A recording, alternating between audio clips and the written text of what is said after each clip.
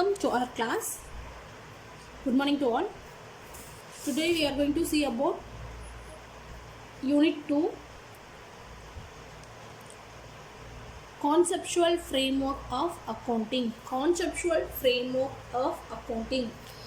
Accounting ஓட framework, அதாவது உள்கட்டமைப்பு அப்படின்னு நம்ம சொல்லுவோம். ஸோ அது வந்து அக்கௌண்டிங்க்கு உள்கட்டமைப்பு, அந்த ஃப்ரேம்ஒர்க் வந்து எப்படி இருக்குது, எதெல்லாம் மீன் பண்ணுது, எதெல்லாம் வந்து இன்சைட் ஆஃப் ஃப்ரேம்ஒர்க்கில் வருது, ஃப்ரேம்ஒர்க் ஆஃப் அக்கௌண்டிங் இன்சைடில் என்னென்ன இருக்குது, எது மூலமா அது வந்து இயங்குது அப்படிங்கிறத பற்றி தான் நம்ம இன்றைக்கி கிளாஸில் பார்க்க போகிறோம். சரிங்களா?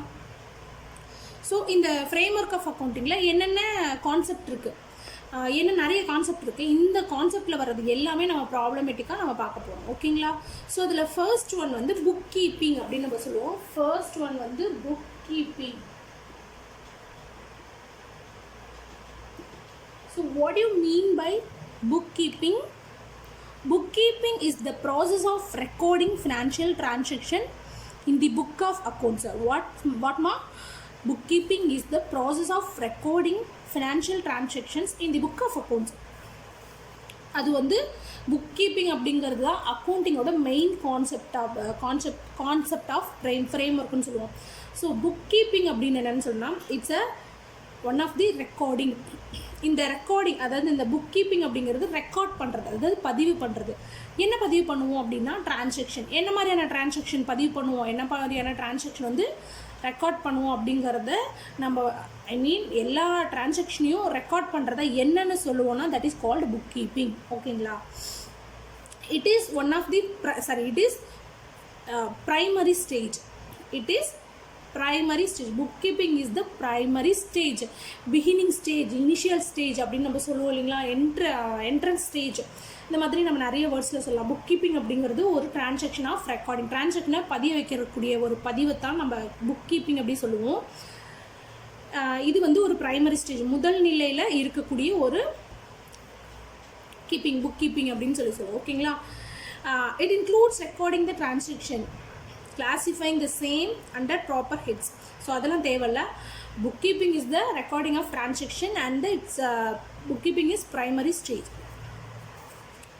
definition, next one வந்து definition. இதுக்கு definition வந்து ஒருத்தர் கொடுத்துருக்காரு, அவரோட name, this is name of J.R. Batley Boy.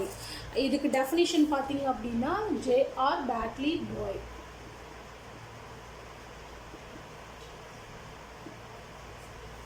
சரிங்களா?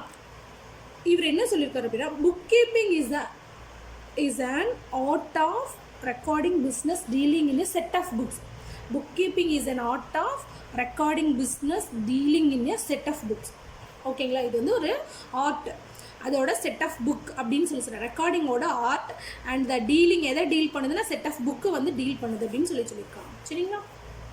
ஓகே, இதோட ஃபீச்சர்ஸ். செகண்ட் வந்து இந்த ஃப்ரேம்ஒர்க் ஆஃபோட ஃபீச்சர்ஸ்.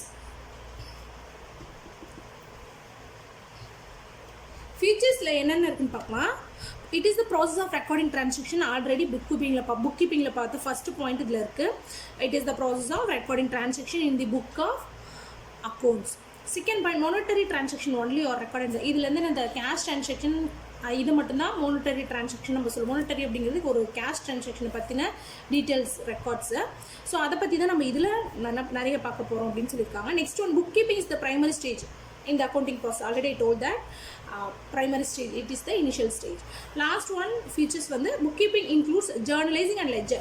இது எதமா இன்க்ளூட் பண்ணுது அப்படிங்கிறாங்க featuresல. Last point very very important. இது வந்து ஜேர்னலையும் லெட்ஜரையும் மீன் பண்ணுது அப்படின்னு சொல்றாங்க. So what is the journal, what is the ledger, I will tell you later. So ஃபீச்சர்ஸில் 4 பாயிண்ட் இருக்குது, பார்த்தேன். நெக்ஸ்ட் இதோட அப்ஜெக்டிவ். இதோட அப்ஜெக்டிவ் பார்த்தீங்க அப்படின்னா என்னென்ன இருக்கு? complete and permanent record of all business transactions, chronological order and the appropriator heading. Chronological order mean what? Chronological order அப்படின்னா என்ன சொல்லுவோம்? அப்ஜெக்டிவ்ல இருந்து இதில் வந்து chronological order வைஸ் அப்படின்னா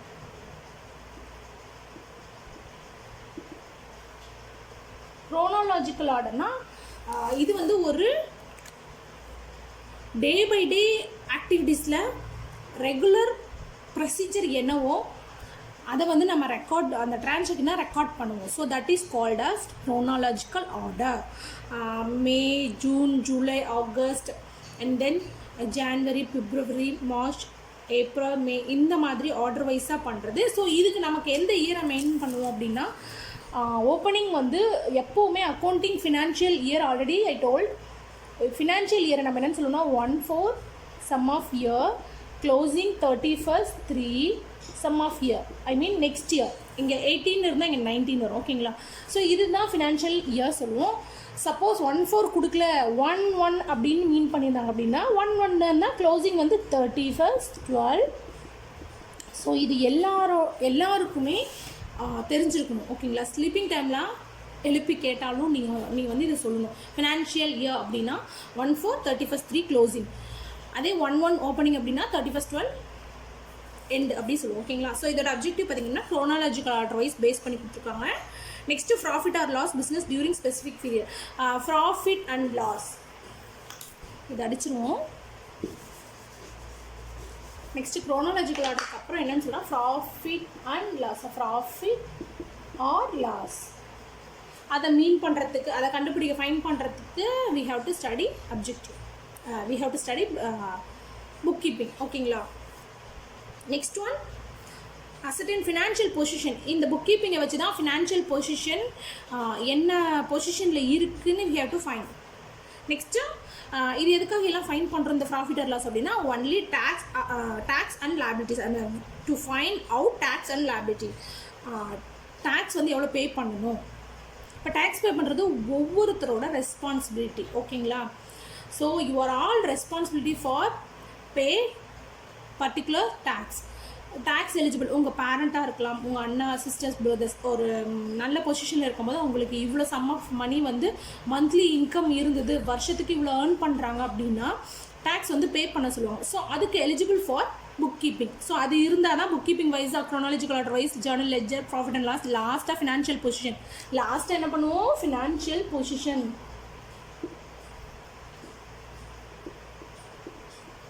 ஃபினான்ஷியல் பொசிஷன். இந்த ஃபினான்ஷியல் பொசிஷனை ஃபைன் பண்ணி கடைசியாக நம்ம என்ன பண்ணுவோம்? டேக்ஸ் பே பண்ணுவோம். அந்த டேக்ஸ் வந்து ஒவ்வொருத்தரோட லைபிலிட்டி, ரெஸ்பான்சிபிலிட்டி. லைபிலிட்டி அப்படிங்கிறது பொறுப்புகள், ரெஸ்பான்சிபிலிட்டி அப்படின்னாலும் பொறுப்புகள் தான் வரும். நம்ம அக்கௌண்ட்ஸ் வேர்டில் சொல்கிறோம் அப்படின்னா லயபிலிட்டி அப்படின்ட்டு we have to say liability. It's mean responsibility. நல்லா ஞாபகம் வச்சுக்கோங்க. liability அப்படிங்கிறது important word of accounting subject. Liability அப்படிங்கிறது இம்பார்ட்டன்ட் வேர்டு அக்கௌண்டிங்கில். சரிங்களா? அதை நம்மளோட மொழியில் ஸ்லாங்கில் சொல்லுவோம்னா responsibility. You are the responsibility for particular debts. அதாவது உன்னுடைய சில கடன்களுக்கு நீ மட்டுமே பொறுப்பாவாய் அப்படின்னு சொல்லுவாங்க. சரிங்களா? So you are the responsibility for that word mean liability. ஓகேங்களா? புரிஞ்சுதா? ஓகே.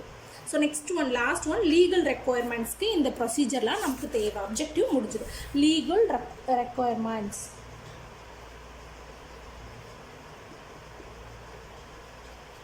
புரிஞ்சுதா? Okay. So next one, advantage of bookkeeping.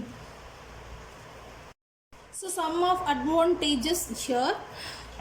Transaction are recorded systematically in chronological order in the book of accounts. The bookkeeping provides a permanent and reliable record of all business. இது எல்லாமே என்ன சொல்றாங்க? chronological order wise already நம்ம அப்ஜெக்டிவ்ல பார்த்ததே தான் கொடுத்துருக்காங்க.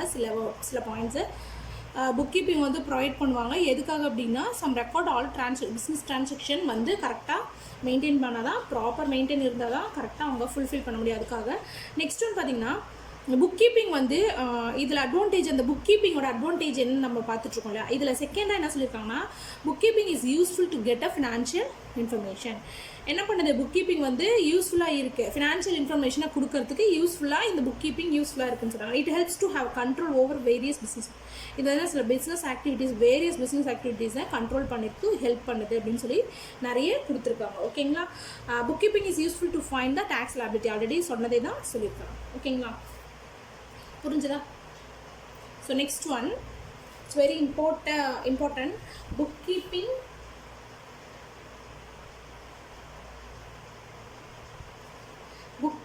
with accounting. Very important. Book கீப்பிங்க்கும் அக்கௌண்டிங்க்கும் என்ன டிஃப்ரென்ஸ் அப்படின்னு கேட்டிருக்காங்க. நான் இங்கே எழுதுகிறேன். Book keeping difference, accounting. ஓகேங்களா? So first one scope. அதோட ஸ்கோப் பார்க்கலாம். புக் கீப்பிங்கோட ஸ்கோப் என்ன அப்படின்னா, it's a concerned with recording and classifying of the business. இது வந்து என்ன பண்ணுறதா, கிளாஸிஃபைங் ரெக்கார்டிங்கை தான் பிஸ்னஸ் டிரான்சாக்ஷனை கிளாஸிஃபை பண்ணி ரெக்கார்ட் பண்ணுறோம். சரியா?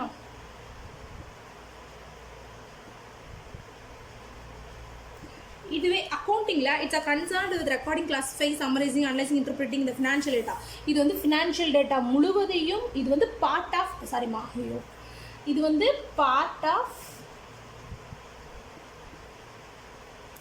இது வந்து part of business transaction only. இங்கே வந்து ஃபினான்ஷியல் பொசிஷனை அனலைஸ் பண்ணுறதுக்கு அக்கௌண்டிங் ஹெல்ப் பண்ணுதுன்னு சொல்கிறோம். ஓகேங்களா? இது வந்து ரெக்கார்டிங் டிரான்சாக்ஷன் ஒன்லி. இது வந்து summarising, classifying, recording, balancing, interpreting, data analyse பண்ணுறது, இது எல்லாமே பண்ணுது. ஸோ ஓவராலாக ஃபினான்ஷியல் டேட்டாவை அனலைஸ் பண்ணுது. அதாவது இது வந்து பிகினிங்னா, இது பிகினிங்லேருந்து எண்டு டு என்னென்ன நடக்குது, வாட் எவர் இஸ் தேர், அங்கே என்னென்ன இருக்குது அப்படிங்கிறது எல்லாத்தையும் ஃபுல்ஃபில் பண்ணுறது தான் financial data. So next one stage. Book கீப்பிங்கோட ஸ்டேஜ் பார்த்திங்க அப்படின்னா, ஆல்ரெடி டோல் ப்ரைமரி ஸ்டேஜ், இது வந்து செகண்டரி ஸ்டேஜ். எது? Accounting. Third one nature of job. It is routine,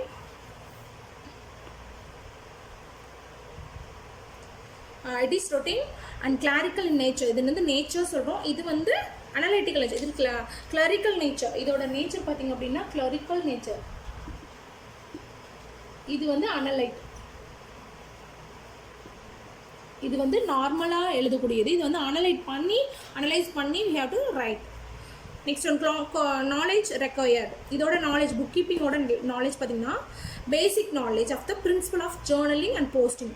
இது வந்து அக்கௌண்டிங் வந்து requires pro knowledge of accounting principle, procedure and practice. இங்கே என்ன பண்ணுவோம், பிரின்சிபல் அண்ட் வந்து ப்ரொசீஜர், அதோட ப்ராக்டிஸ். இது வந்து ஒன்லி ஜேர்னல் போஸ்ட் பண்ணுறது தான். Next last one skill required. Analytical skill not required of the book. Analytical வந்து இங்கே எடுபடாது. என்ன ரீசன் அப்படின்னா, இது வந்து இனிஷியல் ஸ்டேஜ், அதாவது செகண்டரி ஸ்டேஜில் தான் அனலைட்டிக்கல் ஸ்கில். எல்லா வேலையும் டேட்டா அனலைஸ் பண்ணுறதுன்னு சொல்கிறோம் இல்லையா, அதை தான் நம்ம அக்கௌண்டிங்கில் நம்ம பார்க்க போகிறோம். ஓகேங்களா? புரிஞ்சுதா? ஸோ அவ்வளோதான், இன்றைக்கான கிளாஸ் வந்து முடிஞ்சுது. ஸோ இதை டாஸ்க் கம்ப்ளீட் பண்ணிவிட்டு, இதில் இம்பார்ட்டன்ட்டுன்னு பார்த்திங்க அப்படின்னா, இப்போ நான் நடத்தின புக் கீப்பிங் வஸ் அக்கௌண்டிங், இதை நல்லா ரீட் பண்ணி வச்சுக்கோங்க. இதை வந்து டாஸ்க் கம்ப்ளீட் பண்ணி எனக்கு எழுதியிருக்கோம். ஓகேங்களா? தேங்க்யூ.